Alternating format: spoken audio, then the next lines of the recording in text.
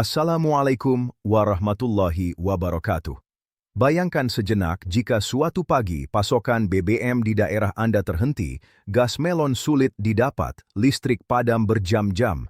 Pertanyaannya sederhana namun menekan.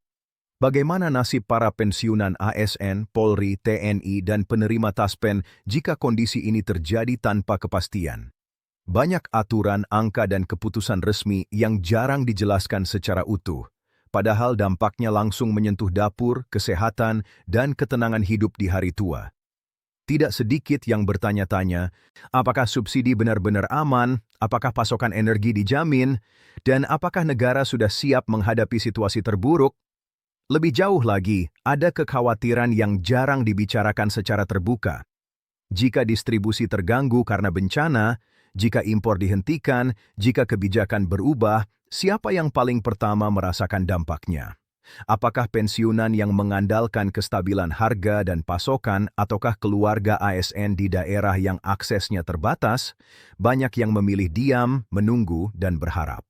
Namun di balik itu, semua ada keputusan resmi negara, data konkret, dan rencana besar yang akan menentukan rasa aman Bapak dan Ibu ke depan. Apakah benar stok BBM dan LPG kita cukup? Apakah subsidi listrik akan tetap dibayarkan tanpa perubahan? Apakah Indonesia benar-benar tidak lagi impor solar? Dan apa artinya semua ini bagi pengeluaran bulanan para pensiunan? Jangan beranjak karena penjelasan resmi, angka-angka penting, serta arah kebijakan pemerintah akan kami sampaikan secara utuh dan jelas. Setelah bagian ini semua, berdasarkan laporan resmi, bukan rumor, bukan kabar simpang siur. Assalamualaikum warahmatullahi wabarakatuh. Selamat pagi dan salam sejahtera Bapak dan Ibu pensiunan ASN, TNI, dan Polri yang kami hormati di seluruh Indonesia. Berikut ini kami sampaikan laporan bergaya pemberitaan nasional mengenai kondisi energi, subsidi, dan kelistrikan yang menjadi fondasi penting bagi kehidupan masyarakat, khususnya para senior yang mengandalkan kepastian dan stabilitas. Pemerintah menyampaikan laporan resmi terkait kesiapan energi nasional, kondisi subsidi, serta penanganan kelistrikan di wilayah terdampak bencana. Isu ini menyentuh langsung kepentingan masyarakat luas karena berkaitan dengan kebutuhan dasar sehari-hari, mulai dari bahan bakar, listrik, hingga gas untuk memasak. Dengan izin Allah, pemerintah menegaskan bahwa seluruh kebijakan dan langkah yang diambil masih berada dalam koridor perencanaan nasional serta disiplin anggaran negara.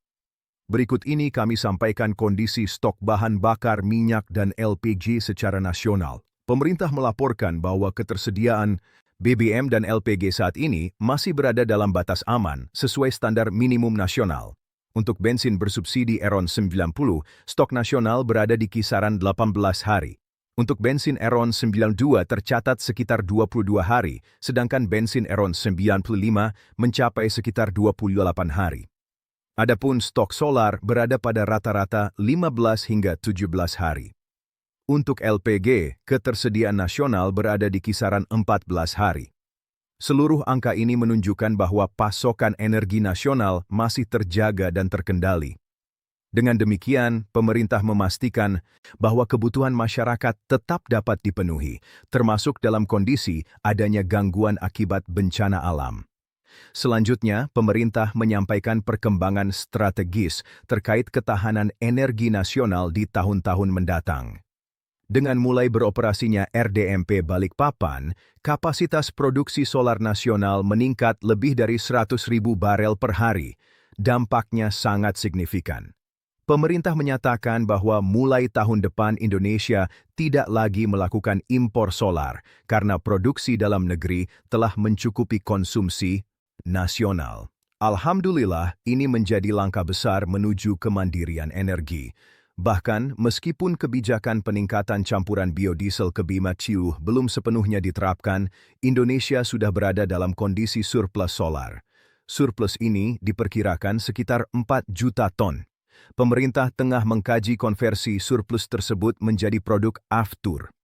Dengan skema ini, kebutuhan bahan bakar pesawat juga dapat dipenuhi dari produksi dalam negeri. pemerintah menargetkan bahwa pada 5 Januari 2026 persoalan ketersediaan solar nasional dapat dinyatakan tuntas dan produksi aftur domestik dapat berjalan. Namun untuk bensin, pemerintah masih menyampaikan bahwa impor tetap dilakukan. Oleh karena itu, pemerintah mendorong percepatan program etanol. Program ini diharapkan mampu mengurangi ketergantungan impor bensin dan ditargetkan mulai berproduksi secara nasional pada tahun 2027. Kebijakan ini dirancang sebagai solusi jangka menengah dan panjang bagi stabilitas energi nasional. Kemudian, pemerintah menjelaskan kondisi subsidi listrik. Dari total 37 golongan pelanggan listrik terdapat 24 golongan yang menerima subsidi dan 13 golongan lainnya menerima kompensasi. Total anggaran subsidi dan kompensasi listrik mencapai sekitar 210 triliun.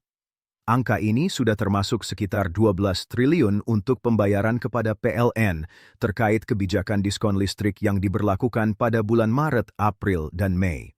Pemerintah menegaskan bahwa hingga kini seluruh skema subsidi dan kompensasi masih berjalan sesuai rencana dan tetap berada dalam batas APBN tanpa tambahan anggaran. Selanjutnya, pemerintah melaporkan program listrik desa meskipun rasio elektrifikasi nasional telah mencapai sekitar 91,9%. Masih terdapat wilayah yang belum sepenuhnya teraliri listrik. Di Sumatera Utara misalnya masih terdapat hampir 50 desa di 4 kabupaten yang belum memiliki akses listrik. Permasalahan ini bukan semata akibat bencana, melainkan karena jaringan listrik yang memang belum tersedia. Secara nasional, tercatat sekitar 5.700 desa dan 4.400 dusun belum teraliri listrik. Pemerintah mendorong agar program percepatan ini terus dijalankan hingga seluruh desa di Indonesia dapat dilistriki sekaligus mendukung sekolah-sekolah berbasis teknologi. Kemudian kami sampaikan laporan mengenai kondisi kelistrikan di Aceh pas bencana.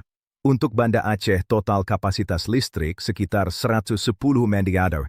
Alhamdulillah pasokan listrik rata-rata 60 MW telah berhasil disalurkan sebagian dengan dukungan genset. Pemasangan jaringan gardu induk telah mencapai sekitar 80 hingga 90% dan ditargetkan rampung pada 5 Januari 2026. Jika jaringan ini beroperasi penuh, aliran listrik dari Arun dan jalur Sumatera dapat tersambung secara normal. Namun pemerintah juga menegaskan bahwa belum seluruh desa dapat langsung dialiri listrik karena kerusakan infrastruktur, tegangan rendah, akses jalan yang terputus, serta wilayah yang masih tergenang banjir. Penyaluran listrik secara paksa justru berisiko menimbulkan kecelakaan. Oleh karena itu, pemulihan dilakukan secara bertahap dengan mengutamakan keselamatan masyarakat. Terakhir, pemerintah melaporkan mobilisasi BBM dan LPG di Sumatera Utara dan Aceh. Di Sumatera Utara, kondisi BBM relatif lebih baik, sementara LPG masih membutuhkan perhatian karena keterbatasan akses jalan. Pemerintah menambah armada kapal untuk distribusi LPG melalui jalur laut. Di Aceh, khususnya 3 kabupaten, distribusi dilakukan melalui berbagai cara mulai dari helikopter, pesawat Hercules, jalur alternatif hingga rakit. Semua potensi dimaksimalkan demi percepatan distribusi energi. Bagi para pensiunan, laporan ini menunjukkan bahwa negara terus bekerja, menjaga pasokan energi dan subsidi demi stabilitas hidup masyarakat. Banyak keluarga merasakan langsung manfaat listrik yang kembali menyala dan distribusi gas yang perlahan membaik. Proses ini memang memerlukan waktu, kesabaran, dan kerja bersama. Dengan demikian, pemerintah menegaskan komitmennya menjaga stabilitas energi nasional, memperkuat produksi dalam negeri, serta memastikan subsidi tetap berjalan bagi masyarakat yang berhak. Sebagai penutup, kami mengucapkan terima kasih kepada Bapak dan Ibu atas perhatian dan kepercayaan yang diberikan. Dengan izin Allah, mari kita terus bersabar dan berharap. Jangan lupa untuk menyukai, membagikan, dan berlangganan agar tidak tertinggal informasi resmi berikutnya. Insya Allah pembaruan akan terus kami sampaikan dalam siaran mendatang. Wassalamualaikum warahmatullahi wabarakatuh. Ya.